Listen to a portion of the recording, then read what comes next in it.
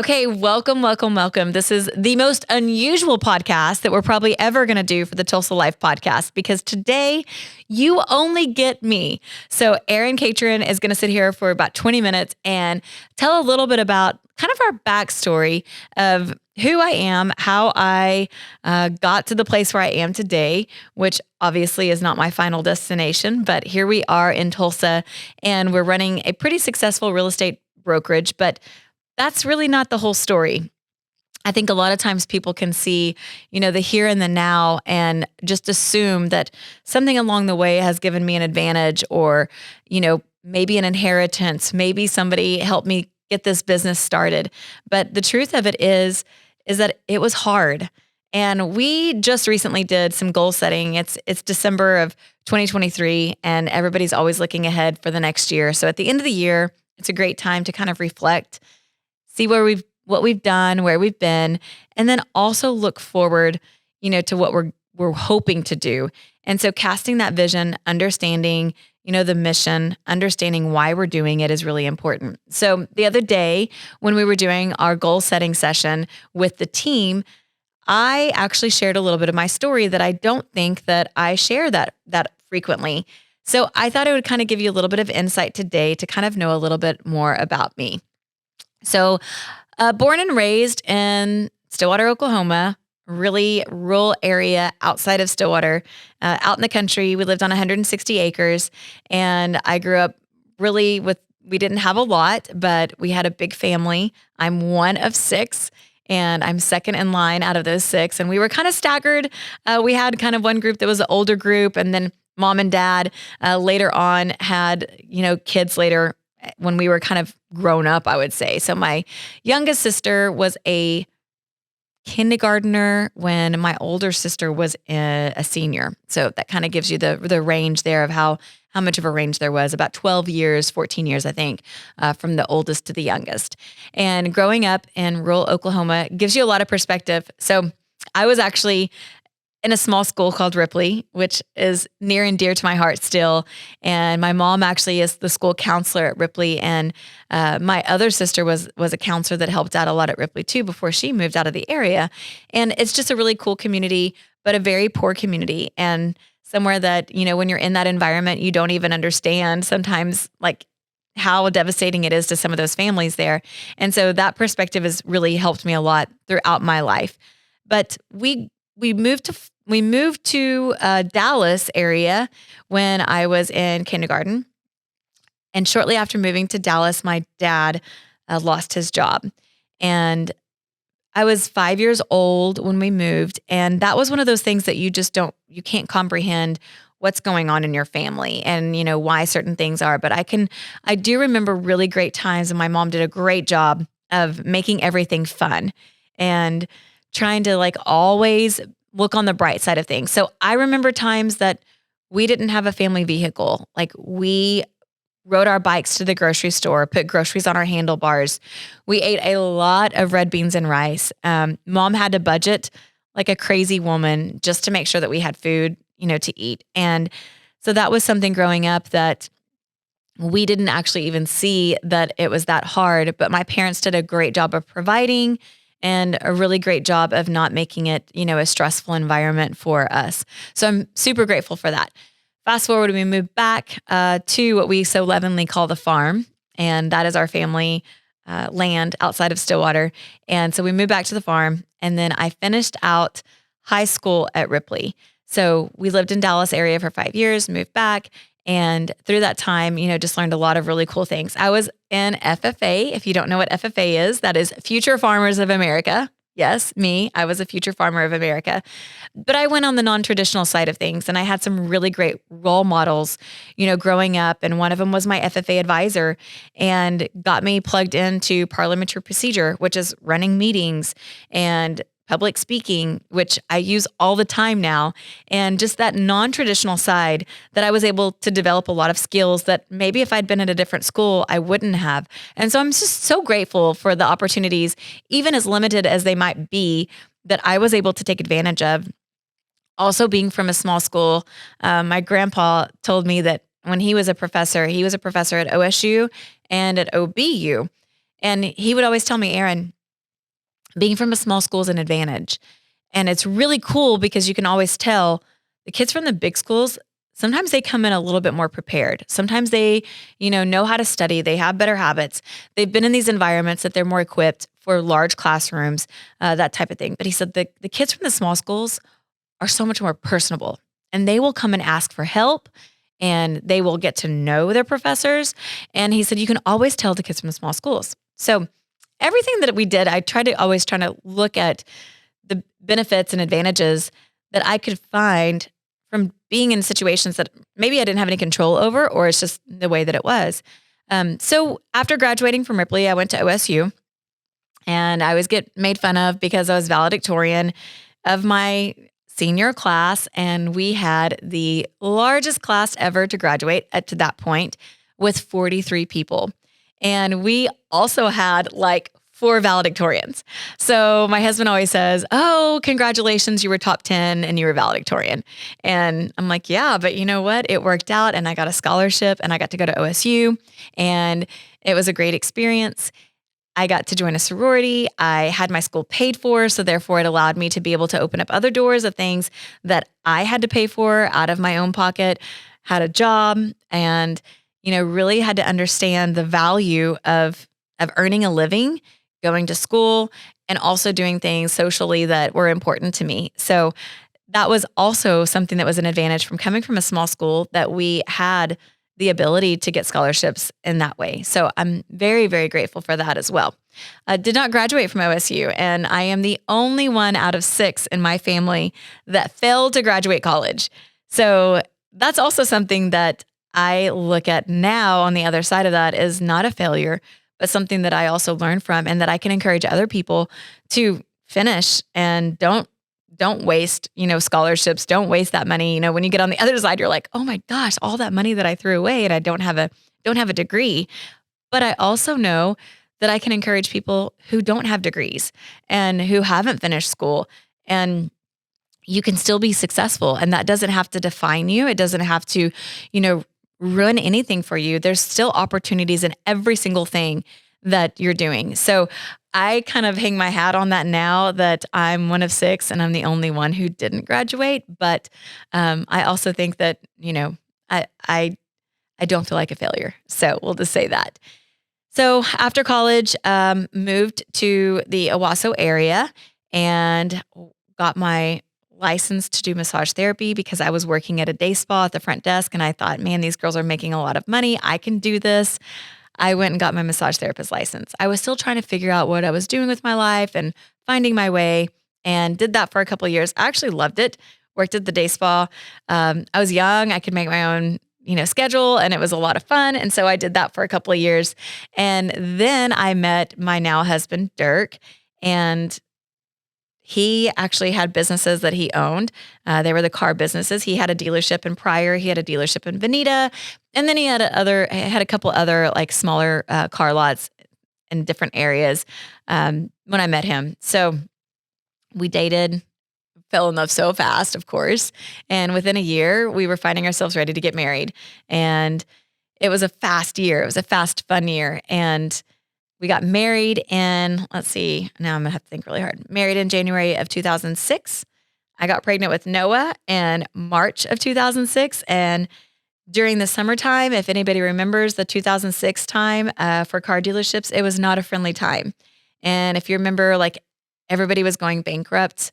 They were talking about the big 3, General Motors, Ford, and Chrysler were all hurting. And so we found ourselves in the midst of owning these businesses that were now not thriving, not worth what they were worth. And not only that, but things started unraveling really quickly. And because of the things that were happening in the economy, it started putting different types of pressure on each dealership. And if you remember anything about that, people were just going, belly up all over the place.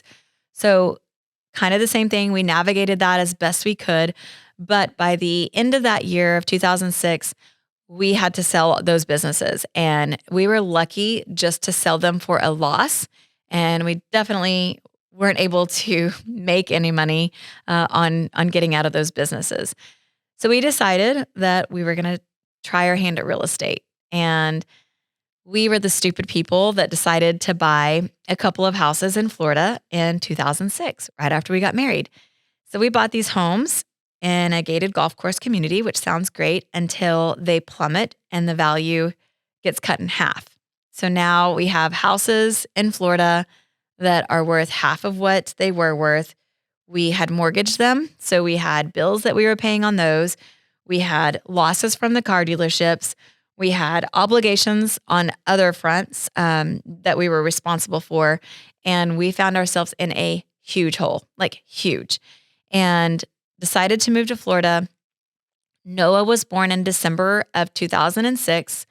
We packed up and moved our family to Florida, the three of us, in February of 2007.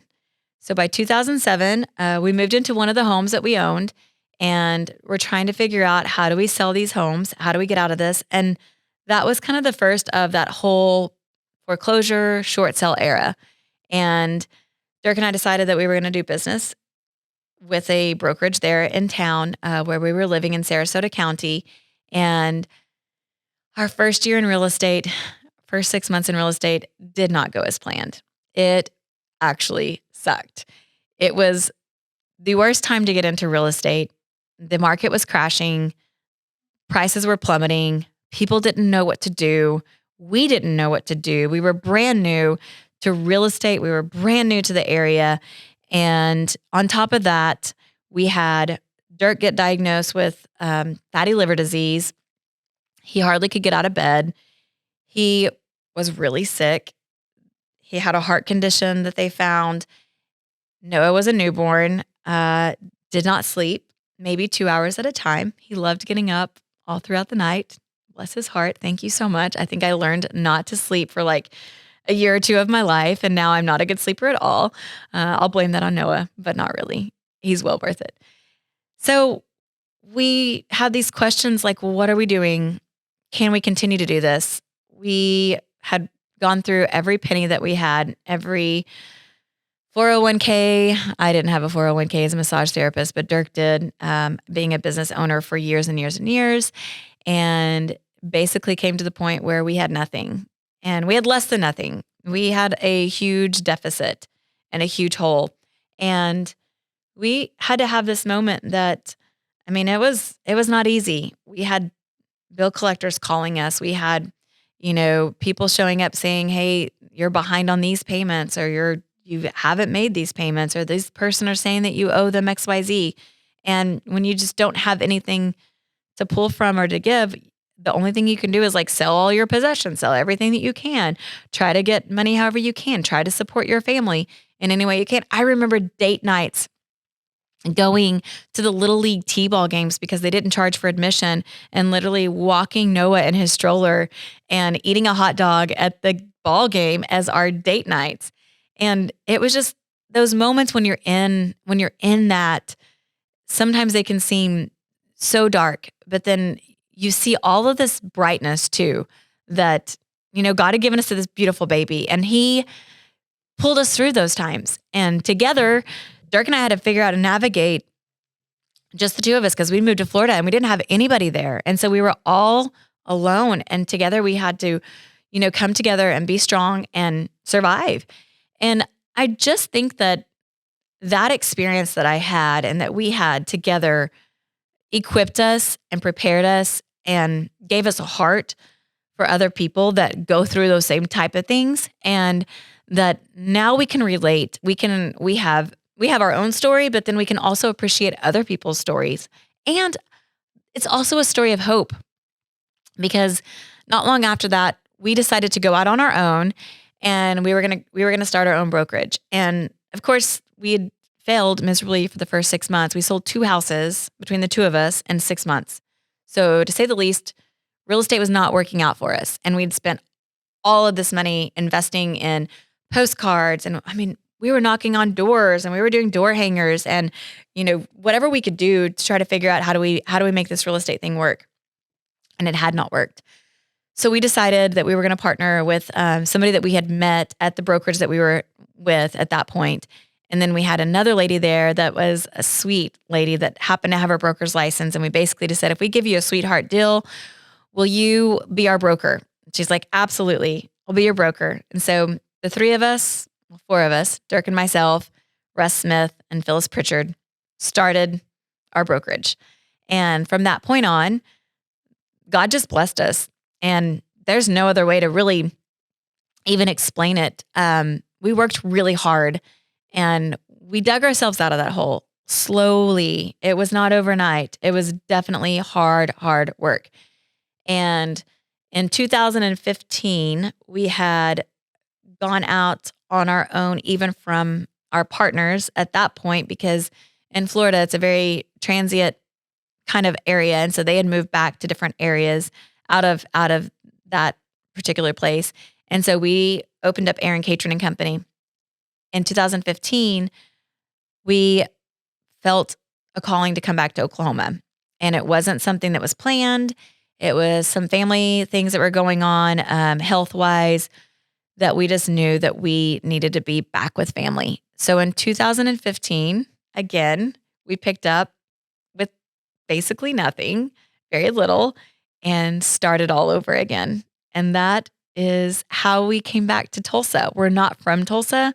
And I love it when agents come on our team and they're like, well, I'm not from here. I don't have I don't have anybody that I know that wants to buy or sell real estate. And one of the beautiful things about our team is that we just need you to be willing to help, have a servant's heart, be an advisor to your clients. And if you can come with that mentality, we can help you be successful. And so all of these experiences that I've been through in my life have shaped and molded how we set up our brokerage, how we set up our company, how we want to do business. And I just think it's so, I don't even know the word, crazy to look back on all of these things that have happened and transpired. And then to see now that we have one of the biggest market shares in any brokerage in Tulsa. We have a rock star team that is so much fun and people that can come in and connect and have a community and that, really have a place to be a part of. And then we have amazing people. I now get to work with my sister every day. I get to work with my stepdaughter every day. We have an amazing team of over 30 agents who all have the same mentality of that servant's heart and helping and looking at, we came from a Christmas party the other night with the team and we were all on this big bus. And when we pulled up in front of the brokerage and I looked at the building and I was like, wow, like that's our brokerage. That's our office. And just to know that this is a message of hope. This is a message of, it doesn't matter like where you've been, where you might be now. Like you get to dictate what you do and how you decide you're going to pursue your dreams, how you're going to pursue the things that are in front of you, the advantages that you have that you can make sure that you're grabbing a hold of. So I know this is a totally weird podcast today, but I just thought it might be fitting, especially this time of the year when things can get darker for some people because this is a happy time of the year, unless you're not happy. And it can be really sad for a lot of people. So hold on to hope. Hold on to the fact that it doesn't have to stay that way. And there are so many opportunities that if you'll look for them, those bright spots, they're there, even in the darkest times. So hopefully this wasn't a crazy, sad, weird podcast, but something that you can hold on to and listen to and know that you can do it too.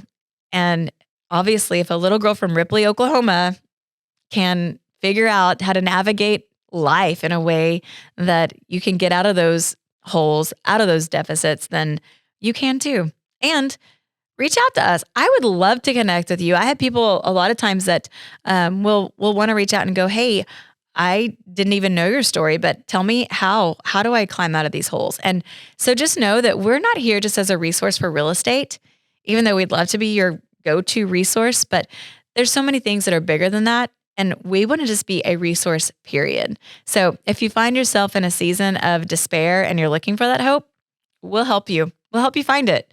So hopefully you have a very Merry Christmas. I don't even know if this episode is going to come out before Christmas, but if it does, have a Merry Christmas and a Happy New Year.